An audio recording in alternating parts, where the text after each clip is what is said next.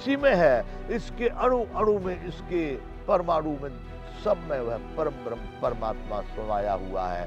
लेकिन वासना और अहमता और ममता रूप कौपलें, जड़ें ऊपर नीचे चारों तरफ फैली हुई हैं, इसमें भूल गया, उस परम ब्रह्म को कभी नहीं देखा। आप सब दूसरों के मोह को, दूसरों के शरीर को, दूसरों की चित्र को देखते हैं, लेकिन अपने मोह को कोई भी नहीं देख पाता। ऐसे ही वह परमात्मा कहते हैं, दिया तले अंधेरा, सर्वत्र सबके लिए सब समय में उपस्थित होने के पश्चात भी वह प्राप्त नहीं होता है।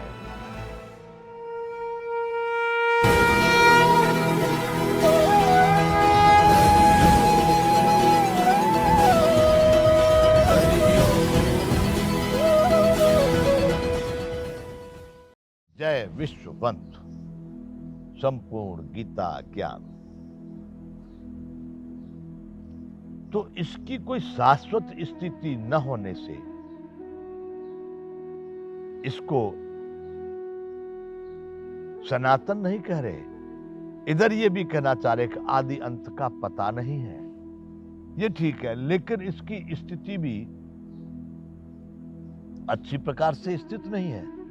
इसलिए इस अहमता, ममता और वासना रूप अति दृढ़ मूलों वाले संसार रूप पीपल वृक्ष को दृढ़ वैराग रूप तलवार से काटना चाहिए।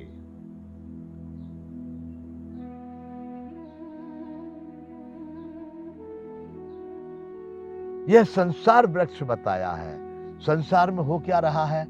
यही विषय भोग विलासता और मैं और मेरा, तू और तेरा, अहमता ममता से लोग बंधे हुए हैं और इसी में बार बार मर रहे हैं, बार बार जी रहे हैं, बार बार इसमें पड़े हुए हैं। सुख भोग, सत्ता, सुप्रीति, रमणीयता, और इसमें ही सब समाये हुए हैं।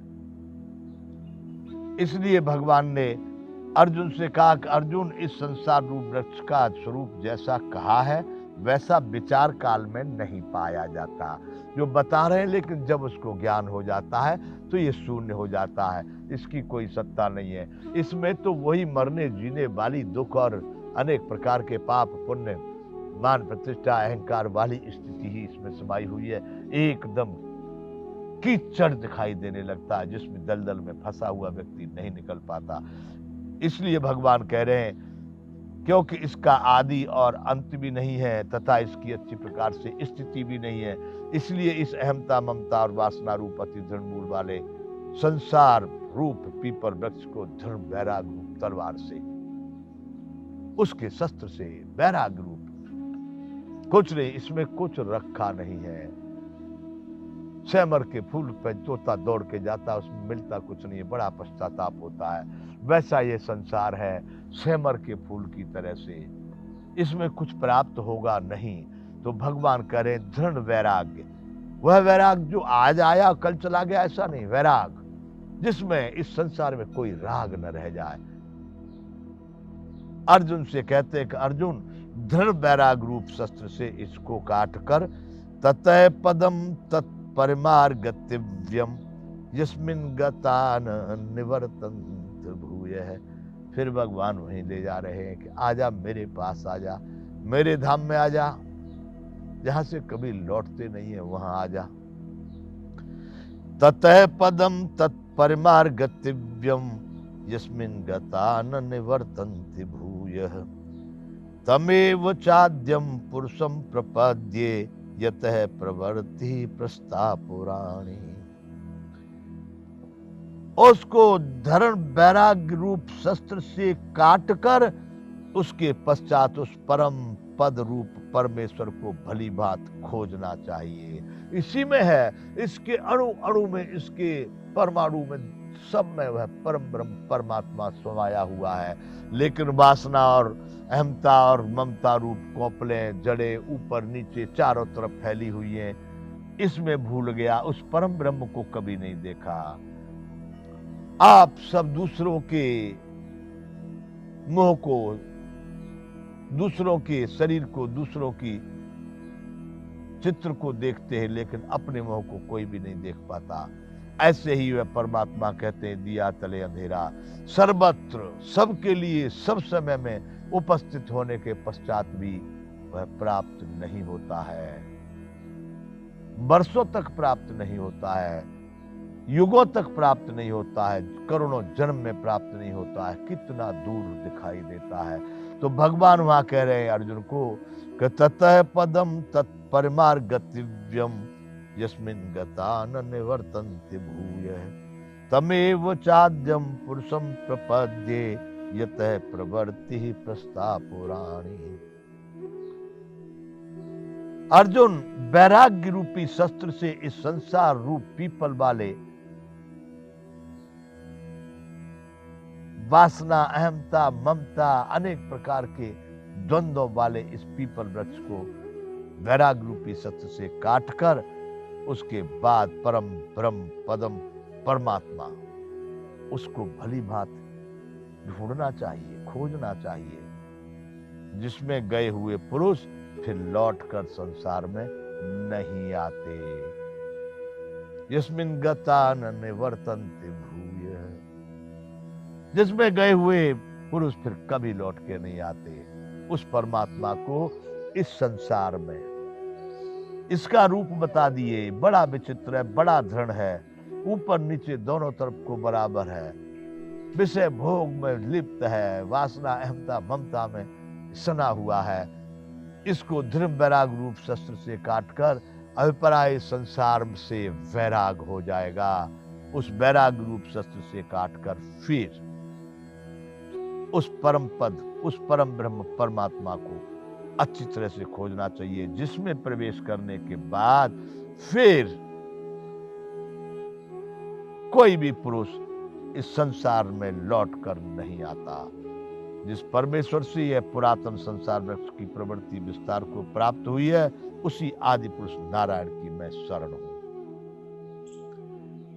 किसने बनाया ये संसार, आया कहां से, कैसे संचालित है, कैसे इसकी सब क्रियाएं हो रही हैं, यह भी उसी आदि पुरुष नारायण अव्यक्त अगोचर अक्षर परम ब्रह्म परमात्मा के द्वारा ही संचालित है, उन्हीं के द्वारा रचित है, उन्हीं के द्वारा इसमें लय प्रलय और इसकी स्थितियों में परिवर्तन होता है।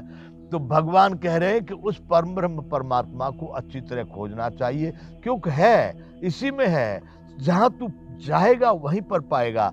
इसलिए संसार वृक्ष की प्रवृत्ति विस्तार को प्राप्त हुई है, उसी आदि पुरुष नारायण को पूरे, जैसे कहा, सभी मन और सभी इंद्रियों के साथ, अंतःकरणों के साथ उसी आदि पुरुष नारायण के मैं शरण में हूं। यानी इस संसार की संपूर्ण स्थिति को भूलकर उसी परमात्मा के इस प्रकार दृढ़ निश्चय करके उस परमेश्वर का मनन और निधिध्यासन करना चाहिए।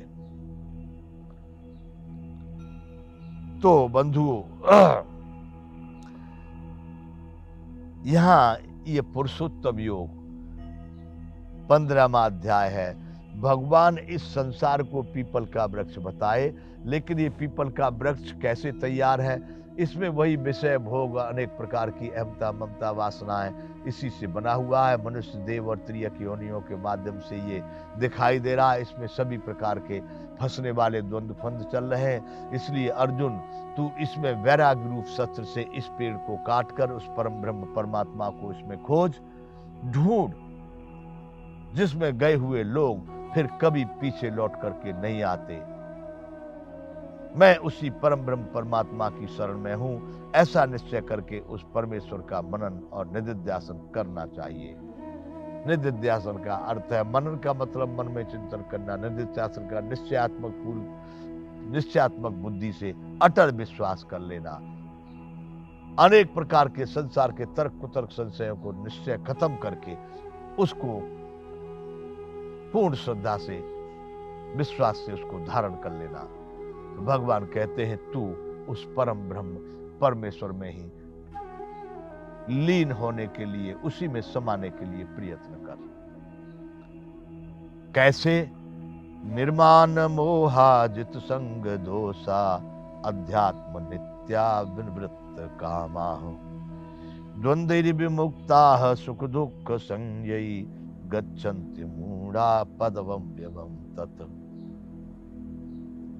अर्जुन जिसका मान और मोह नष्ट हो गया है। निर्मान मोहा, मान और मोह। मान भी ये बहुत बड़ी बीमारी है बंधुओं। कई बार हमारे जीवन में भी ऐसा हुआ है कि हमको मान न मिलने पर बड़ा गुस्सा आता है। हम ऐसे, और हमको ऐसा स्थान दे दिया, ऐसा कर दिया, वैसा कर दिया। ये बहुत बड़ी बीमारी है, इससे निकलना भी बहुत मुश्किल है। तो बंधुओं, ये पुरुषोत्तम योग चालू रहेगा, यहां पर विराम करेंगे, आगे फिर इसको प्रारंभ करेंगे यहीं से। जय विश्व बंधु।